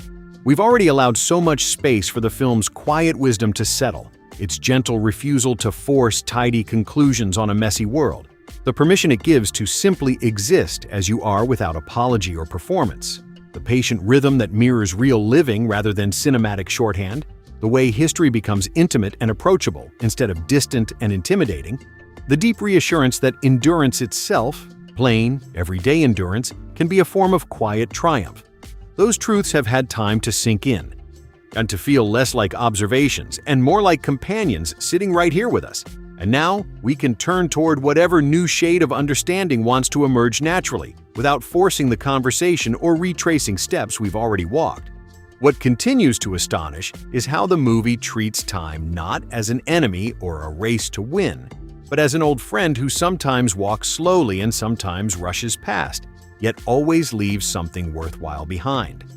Forrest experiences entire eras: rock and roll awakening, social upheaval, war's long shadow, cultural shifts that reshape the country, yet he never loses the thread of who he was on that first day waiting for the school bus. Time doesn't erode him. It adds layers, deepens the colors, teaches him through experience rather than lectures. And the film captures that rare feeling of continuity amid flux. You can live through seismic changes and still wake up each morning fundamentally the same person, carrying the same capacity for wonder, the same instinct to help when someone needs it, the same willingness to believe the next day might bring something good. That continuity isn't portrayed as stagnation. It's portrayed as strength, as a kind of rootedness that lets a person weather storms without being uprooted. In showing that, the story quietly challenges the modern pressure to constantly reinvent ourselves. It whispers instead that sometimes the bravest thing is to stay recognizably yourself while the world remakes everything else around you. There's also an unspoken generosity in how the film handles memory. Forrest remembers everything with almost photographic clarity, but yet he doesn't dwell in bitterness or regret when the memories hurt. He simply holds them, acknowledges them, and keeps walking. The way he recounts his life isn't nostalgic in a sentimental, rose-tinted sense. It's honest, matter-of-fact, even a little bewildered at times, but never cruel toward the people or moments that shaped him. Jenny's absences, Bubba's death, Lieutenant Dan's anger, his mother's final days, all of it is carried without turning sour, without letting pain calcify into resentment. That way of remembering feels like a small, radical act of grace. To see the full truth of what happened and still choose to speak of it with tenderness, to let the hard parts exist alongside the joyful ones without one canceling the other out. It invites you to look at your own past the same way, not to erase the difficult chapters, but to let them sit beside the bright ones, part of the same story, part of the same person who made it through. The bench itself becomes more than a setting as you watch. It becomes a kind of sacred space within the film, a place where life stories are offered freely, received without interruption, and left hanging in the air like shared secrets that don't demand resolution. Every person who sits down brings their own fragment of the world, and Forrest listens with the same undivided attention whether the stranger is angry, grieving, talkative, or silent. That simple act of listening, truly listening without fixing, without judging, without hurrying the other person along, emerges as one of the movie's quietest yet most powerful messages. In a time when so many conversations feel rushed, performative, or weaponized, Hero of the Bench scenes model something almost forgotten: the healing power of being fully present for someone else's truth, even when you don't have answers or clever replies. Just being there, staying put, letting the other person feel seen, that alone can be enough to shift something inside both people. And so the invitation lingers, to carry a little of that bench spirit into the rest of your days. Not to solve everyone's problems or change the course of history, but to sit still when someone needs a listener, to offer kindness without strings, to keep moving forward even when the destination isn't clear, to hold your own story with the same gentle honesty Forrest holds his. The movie doesn't ask you to run across the country or become a national figure. It asks you to notice the people right in front of you, to respond with whatever small, sincere thing you have to give, and to trust that those small offerings accumulate into something real and lasting. It's a modest ask, yet in its modesty lies its power. Anyone can do it, anywhere, anytime. Here we are, still resting easy on this same old bench as the day eases toward evening, the sky turning that soft shade of lavender where everything feels wrapped in a little extra calm. We've let so many thoughtful currents flow through already. The way the movie reframes time as a companion rather than a thief, the generous way it handles memory without letting hurt turn bitter, the bench itself standing as a quiet sanctuary for listening without agenda, the permission to endure with an open hand instead of a clenched fist, the gentle insistence that authenticity carried steadily has its own undeniable pull. None of those ideas have had space to settle deep, to feel less like points being made and more like shared understanding sitting between us. And now we can simply follow wherever the next quiet thought wants to lead. No hurry, no need to circle back. One thing that keeps surfacing whenever people talk about why this film stays with them is its rare ability to make vulnerability feel safe rather than weak. Forrest never pretends to have it all figured out. He admits when things confuse him, when he's tired, when he's scared, when he doesn't know what comes next. And yet the world doesn't punish him for it. Instead, people respond with patience, with protection, with moments of unexpected tenderness. Lieutenant Dan's anger softens not because Forrest lectures him into change, but because Forrest simply refuses to abandon him. Jenny returns not because she's fixed everything inside herself, but because she knows there's still one place where she won't be asked to perform or explain. That lack of judgment toward vulnerability creates a kind of emotional safety net throughout the story. You watch and realize that being honest about what you don't know, what hurts, what you still long for, doesn't make you less. It makes room for real connection. In a world that so often equates strength with invulnerability, the film quietly demonstrates the opposite. The strongest bonds form when people let the cracks show and someone else chooses to stay anyway. There's also a subtle thread of forgiveness that runs so deep it's almost invisible until you feel its weight lifting. Forgiveness here isn't dramatic absolution delivered in big speeches. It's practical, everyday, and almost mundane. Forrest forgives Jenny every time she leaves without a word, forgives the world for taking Bubba too soon, forgives Lieutenant Dan for the harsh words born of pain. He doesn't keep score or demand apologies. He just keeps the door open, keeps showing up, keeps loving without conditions. And slowly, almost against their own resistance, the people around him begin to forgive themselves too. Lieutenant Dan finds peace not through grand redemption, but through accepting a simple act of help. Jenny finds a moment of rest not because she's earned it, but because someone still sees her as worthy of it. The movie never spells out that forgiveness is the answer. It simply lives it out in scene after scene until you start to feel how much lighter life could be if more of us practiced that same steady, no-strings mercy toward others and toward ourselves. Another layer that reveals itself over time is how the story celebrates the ordinary without ever romanticizing it into something it's not. Shrimp boating isn't glamorous. It's sweaty, uncertain work with long odds and broken boats, but when Forrest commits to it for Bubba's sake, it becomes noble in its persistence. Running isn't presented as a heroic quest with cheering crowds every mile. It's lonely stretches of highway, sore legs, weather that doesn't care. But the act of continuing becomes its own quiet poetry. Even the simplest routines, visiting a grave, checking the mailbox, sitting with a child, carry weight because they're done with full attention and real care. The film reminds you that meaning doesn't always hide in the extraordinary. It often lives in the repetition. in the choice to do the next right thing even when no one is watching and no applause is coming. That honoring of the everyday feels like a deep exhale in a culture that constantly pushes us toward bigger, flashier, more visible versions of success. And through it all runs this unspoken promise that love, real, patient, stubborn love, doesn't always look the way we expect or arrive on the schedule we want.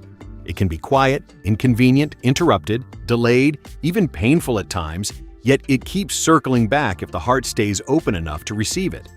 Forrest's love for Jenny isn't a straight line of pursuit. It's a long, winding orbit that allows space for her to wander and return when she's ready. His love for his mother is steady presence rather than dramatic gestures. His love for his son is immediate and complete the moment he learns of him. None of it is perfect or painless, but none of it is conditional either. That kind of love doesn't demand perfection from the beloved. It offers a safe harbor exactly because it doesn't. Watching it unfold leaves you with the gentle conviction that love, when it's patient and unpossessive, has a way of finding its way home eventually, even if the path looks nothing like the one you imagined. Friends, still right here with you as the evening deepens into that soft, velvety blue where the first stars start to peek through. The bench now feeling like the most natural place in the world to keep talking about Forrest Gump from 1994. We've given so much room already for the film's quiet teachings to unfold, the safety it creates around vulnerability, the everyday mercy of forgiveness that doesn't demand apologies or grand gestures, the celebration of ordinary persistence that turns sweat and uncertainty into something quietly noble, the promise that patient love has its own slow, sure way of circling back home. Those truths have settled in like old friends who don't need to keep talking to be felt. They're just present, steady, comforting. So now we can ease into whatever fresh perspective wants to rise up next, letting it come in its own time without pushing or looking behind us. One thing that grows clearer the longer you sit with this movie is how beautifully it honors the idea of legacy. Not the kind built on monuments or headlines, but the kind passed hand to hand in private, almost invisible moments. Forrest doesn't leave behind statues or institutions. And he leaves behind people who are a little kinder, a little braver, a little more open because they knew him. Bubba's shrimping dream lives on not because of business plans or fame, but because Forrest carried it forward when no one else would. Lieutenant Dan finds a new way to stand tall not through medals or recognition, but through the simple fact that someone refused to let him disappear into bitterness. Jenny finds a final moment of peace not because her life suddenly became perfect, but because one person never stopped seeing her as worthy of love. The film shows legacy as something intimate and relational. It's the way your presence ripples outward, touching lives in ways you may never fully know, changing trajectories through nothing more dramatic than consistency and care. And that kind of inheritance feels accessible to anyone. No wealth, no power, no spotlight required, just the willingness to show up and stay true. There's also a subtle reverence for childhood woven through every frame, a recognition that the way we see the world as children, wide-eyed, literal, trusting, holds a kind of wisdom adults too often lose. Forrest carries that childhood lens forward into adulthood without cynicism or irony. He takes things at face value, believes promises, expects goodness until proven otherwise. The movie never mocks that perspective. It treats it as precious, as something worth protecting even when the adult world tries to chip it away. Young Forrest's wonder at a pair of shoes that finally fit, his straightforward loyalty to friends, and his innocent questions about big ideas, all of it is carried into the grown man's life like a lantern that never flickers out. Watching that continuity reminds you how much of what we call maturity is really just learning to hide fear, doubt, or hurt behind layers of irony or armor. The film gently asks whether we might be better off keeping more of that original openness, letting it guide us instead of burying it under the weight of experience. Another quiet strength lies in how the story treats grief, not as something to conquer or transcend quickly, but as something to walk alongside for as long as it needs to stay. Forrest doesn't rush through loss. He feels it fully, sits with it, lets it change the shape of his days without letting it stop them entirely. The graveside visits, the long runs that look like escape but feel more like communion. The way he keeps speaking to people who are gone as if they're still listening. all of it portrays mourning as an ongoing conversation rather than a chapter to close. There's no forced uplifting resolution, no tidy moral that pain makes you stronger in some neat, inspirational way. Instead, the film simply shows that you can carry sorrow and still laugh, still hope, still love again, not because the grief disappears, but because life keeps offering new moments worth meeting with an open heart. That honest portrayal makes the movie a companion for anyone who's ever lost someone or something irreplaceable. It doesn't promise the pain will end, but it does promise you'll never have to carry it alone if you let others walk beside you. Now, and at the very center of it all is this unspoken invitation to trust the current of life itself. Forrest never knows exactly where the road is leading. He just keeps stepping forward, responding to whatever appears in front of him with the same basic decency. Doors open, opportunities arrive, people enter and leave, history brushes past, and through it all he remains curiously unafraid of the unknown. Not because he's fearless in some heroic sense, but because he trusts that whatever comes next will be something he can meet with the tools he already has: kindness, persistence, a willingness to try again. The movie doesn't romanticize uncertainty. It shows it as the natural state of things, yet it makes uncertainty feel less frightening by demonstrating that a steady, gentle approach can navigate almost anything. And that trust in the current isn't naive optimism. It's a practiced faith in the possibility that life, even at its messiest, still tends toward moments of grace if you don't close yourself off to them. Still right here with you as the night fully claims the sky, stars now scattered like quiet thoughts overhead, the bench holding us steady while we keep letting Forrest Gump from 1994 speak in its own soft, unhurried language. We've given so much breathing room already to the film's deepest currents. The intimate way legacy passes through private kindnesses rather than public monuments, the reverence for childhood openness as something worth carrying into adulthood, the honest companionship it offers to grief by letting sorrow walk beside joy without forcing one to outrun the other, are the calm trust in life's current that doesn't demand a full map before taking the next step. Those understandings have rooted themselves comfortably now, like familiar companions who no longer need words to be felt. They simply are, present and gentle. So we can ease forward into whatever new light wants to emerge next, letting it arrive naturally, without pressure or looking over our shoulders.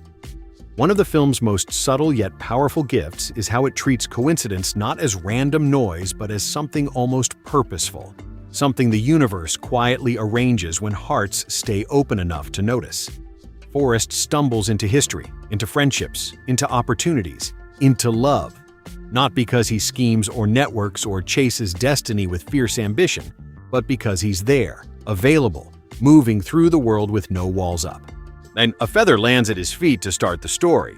A bus stops for him when he needs it most. People sit beside him on that bench exactly when he needs company, and they need to be heard. The movie never calls these moments miracles or fate in any loud, mystical way. It simply lets them happen, lets them accumulate, lets them form the shape of a life that feels guided without ever feeling controlled. That perspective shifts something inside. Suddenly, the small synchronicities in your own days, the chance meeting, the timely kindness, the unexpected door that opens, start to feel less accidental and more like invitations to pay attention, to respond with the same openness that invited them in the first place. The film doesn't promise a life full of perfect coincidences. It only suggests that when you live without heavy armor, more of them find their way to you. There's also a profound respect for the rhythm of human connection woven throughout. The understanding that relationships aren't linear paths, but cycles. Times of closeness, times of distance, times of return that don't always follow neat timelines or tidy explanations. Jenny comes and goes like seasons. Lieutenant Dan's walls rise and fall like tides. Even the bond with Bubba lives on long after he's gone through shared dreams and quiet remembrance. The movie never punishes characters for needing space or time apart. It never demands constant proximity as proof of love. Instead, it shows that real bonds can survive silence, absence, misunderstanding, even mistakes, as long as the underlying care remains unbroken. And that patience with the natural ebb and flow of closeness feels deeply merciful, especially for anyone who's ever loved someone who needed to wander before they could stay. or who's needed to wander themselves. It reassures you that love doesn't expire just because it has to wait sometimes.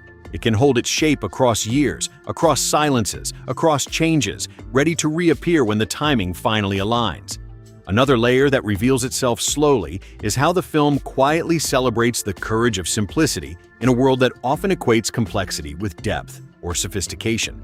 Forrest's thoughts aren't layered with irony, subtext, or hidden agendas. He says what he means, feels what he feels, acts on what seems right in the moment.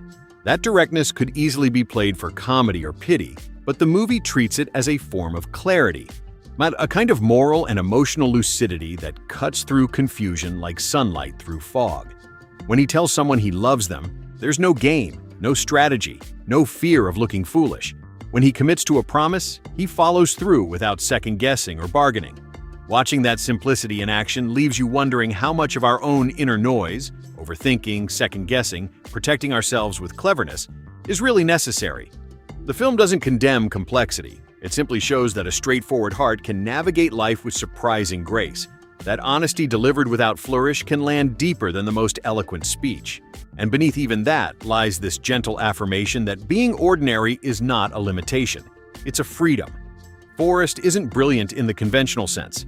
Mine isn't ambitious in the driven way society often rewards, isn't physically or socially flawless. Yet his life becomes extraordinary precisely because he doesn't spend energy trying to become extraordinary. He spends it living fully in the moment he has, caring fully for the people in front of him, responding fully to whatever arrives. The movie never elevates him above anyone else. It simply shows that an ordinary person with an extraordinary capacity for presence and kindness can touch the world in ways that ripple far beyond what anyone could plan or predict. That message feels like a quiet liberation. You don't need special gifts or perfect circumstances to live a life that matters. You just need to keep showing up as yourself, with whatever you have, right where you are. Still right here with you under this wide, star-filled sky. And the night air cool and still, the bench feeling like the safest, most unchanging spot in the world while we keep letting Forrest Gump from 1994 unfold its quiet magic, one gentle layer at a time. We've already allowed so much to settle in deep. The way coincidence can feel like a soft hand guiding when hearts stay receptive. The mercy in accepting love's natural seasons of closeness and distance. The courage that lives inside simplicity when everything else pushes for complication. The freedom of embracing ordinary days as places where real meaning quietly grows. Those insights have found their own comfortable place now, like familiar shadows stretching long in moonlight. They're here without needing to be restated, simply present and warm. So we can drift forward into whatever fresh understanding wants to rise next. Letting it come slow and natural, like the way dawn waits patiently for the right moment to begin. One of the film's most understated yet piercing strengths is how it portrays hope not as blind optimism or forced positivity, but as a stubborn, almost instinctive refusal to let the worst version of any situation become the final one. Forrest doesn't pretend the world is fair or that pain won't arrive. He sees the unfairness, feels the pain, watches dreams break, and people leave. But he never lets those things become the whole story. When things go wrong, he doesn't spiral into despair or cynicism. He pauses, feels the weight, then stands up and takes the next step anyway. That particular kind of hope isn't loud or triumphant. It's quiet, persistent, almost automatic, like breathing. And the movie shows it in the smallest gestures. Picking up a feather and tucking it away, checking a mailbox that stays empty for years, sitting on the same bench day after day, even when no one comes. It's hope that doesn't demand guarantees or quick resolutions. It simply keeps the possibility alive that tomorrow might hold something kinder, something unexpected, something worth meeting with open hands. In showing that, the film offers a balm for anyone who's ever felt stuck in a long, dark season. It doesn't promise the season will end soon, but it does promise that continuing to show up with an open heart is itself a way of keeping light alive. There's also a beautiful acknowledgement throughout that healing rarely happens in straight lines or dramatic breakthroughs. Forrest's own growth and the growth of everyone around him unfolds in fits and starts. 2 steps forward, 1 step sideways, long plateaus where nothing obvious changes, sudden small shifts that only make sense in hindsight. Lieutenant Dan doesn't wake up one morning transformed. His peace arrives gradually, through shared storms and quiet acceptance. Jenny doesn't arrive at wholeness in a single epiphany. Her return is tentative, incomplete, yet real. The film never rushes these arcs or polishes them into perfection. It lets them breathe, lets them be messy and human, lets time and presence do the slow work that no single moment could accomplish alone.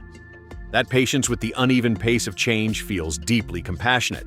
It reminds you that your own healing, your own becoming, doesn't have to follow a neat timeline or look impressive from the outside. Progress can be invisible for long stretches and still be happening. Small, unglamorous choices repeated over time can move mountains in ways no spectacular leap ever could. Another quiet revelation is how the story treats silence as something valuable rather than something to fill or fear. So many of the most meaningful moments happen without words. The long runs where thoughts can settle, the graveside visits where presence says everything, the bench conversations where listening matters more than speaking, the final feathers drift that needs no explanation. The film gives silence space to exist, lets it carry emotion, lets it heal, lets it connect. In doing so, it gently counters the modern habit of constant noise and explanation, reminding you that some truths are too big or too tender for language. And that being together in quiet can sometimes communicate more than any conversation ever could. That reverence for silence invites you to practice it in your own life, not as avoidance, but as trust that what's unsaid can still be felt and understood when the heart is attuned. And running through it all is this tender recognition that every life, no matter how seemingly small or overlooked, contains its own complete universe of meaning. Forrest's story isn't elevated because he touched famous moments or achieved visible success. It's elevated because every part of it, every friendship, every loss, every ordinary day, was lived with full attention and real heart. The movie never ranks lives by scale or status. It simply shows one man's journey and lets you see how rich, how full, how worthy of wonder even a single ordinary existence can be when met with curiosity, kindness, and steady presence. That perspective shifts the lens on your own days. Suddenly the routine walk, the quiet phone call, the small help offered without fanfare, the moment of simply being there for someone, all of it starts to glow with the same quiet significance. You realize no life is too small to matter deeply, that every person's story carries its own feather-like lightness and its own profound weight. We've let so many soft truths find their place already. Hope as that instinctive refusal to let darkness write the ending. Healing as a slow, uneven unfolding that doesn't need to look impressive. Silence as its own kind of eloquent language. Every single life as a complete and worthy universe, no matter how small it appears from the outside. Those understandings have settled in like the hush after a long day. They're simply here now. No need to restate them, just felt in the stillness between words.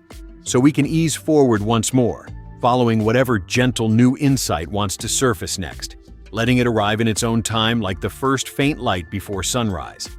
One of the film's most quietly radical gifts is how it redefines success so completely that the usual markers, wealth, status, acclaim, control, become almost irrelevant. Forrest achieves things most people would call extraordinary. Fame as a runner, medals from war, a thriving business born from a promise to a friend, moments that touch the edges of American history. Yet none of it ever changes who he is at the center. He doesn't collect trophies or chase validation. He doesn't measure his worth by what he's accomplished or how others see him. Success in his world is measured by whether he kept a promise, whether he stayed loyal, whether he showed up when it mattered. The movie never celebrates the external wins as the point. It celebrates the inner constancy that made them possible. That redefinition feels like a deep exhale. You don't have to become someone bigger, richer, or more famous to have lived well. You just have to remain faithful to the few things that truly matter. Loyalty, kindness, keeping your word, and let whatever comes afterward be the natural outcome rather than the goal. It frees you from the exhausting chase most of us feel pressured to run, reminding you that a life measured by heart rather than headlines can still be astonishingly full. There's also a tender acknowledgement throughout that joy and sorrow are not opposites to be separated. They're companions that travel together, often holding hands. Forrest laughs through tears, runs through grief, finds delight in small things even after great loss. The film never forces a false cheerfulness or pretends pain can be outrun. Instead, it shows how the same heart can hold both at once without breaking. A moment of pure happiness, catching shrimp, hearing a child call him dad, can sit right beside the ache of absence or farewell, and neither cancels the other. That coexistence feels profoundly true to human experience. Most of us know what it's like to smile through hurt, to find beauty on the same day sorrow visited, to feel grateful even while grieving. The movie doesn't shy away from that complexity. It embraces it, letting scenes of laughter follow scenes of quiet weeping, letting life's fullness show itself in the way light and shadow play across the same landscape. In doing so, it gives permission to feel everything without apology, to let joy exist even when sorrow hasn't left the room. Another layer that reveals itself with time is the film's gentle insistence that asking for help, or accepting it, is not weakness, but wisdom. Forrest never tries to carry everything alone. When he's confused, he asks his mother. When the shrimping fails, he lets Lieutenant Dan steer. When grief presses too heavy, he runs until others join him on the road. And when people offer help, whether it's a stranger on the bench, a doctor's advice, or a friend's hand, he receives it without pride getting in the way. The movie shows that interdependence isn't failure. It's the natural shape of a connected life. Lieutenant Dan learns to accept care instead of rejecting it. Jenny learns to let someone hold space for her instead of always running. That quiet permission to lean on others, to need, to receive, to be carried sometimes, feels like a small revolution in a culture that so often equates self-sufficiency with virtue. It reminds you that strength isn't only in what you can do alone, it's also in the courage to let someone else help carry the load when your arms grow tired. And at the very heart of it all lies this unspoken trust that the universe has a way of balancing things, not in perfect symmetry, not in fairy tale justice, but in small, meaningful ways that accumulate over time. Broken promises find echoes of redemption, lost dreams sprout in unexpected soil, and wounds that seemed permanent slowly soften around the edges. The film doesn't promise cosmic fairness or that every wrong will be righted in obvious ways. It simply shows that life has a habit of offering second chances, quiet compensations, moments of grace that arrive when least expected. A child appears where there was emptiness. A friendship deepens where anger once stood. A simple act of loyalty returns multiplied years later. That pattern of gentle return doesn't erase the pain that came before. It sits beside it, offering a kind of quiet equilibrium that feels earned rather than handed out. It leaves you with the soft conviction that even when things feel irrevocably broken, the story isn't necessarily over. There may still be room for something tender to grow in the cracks.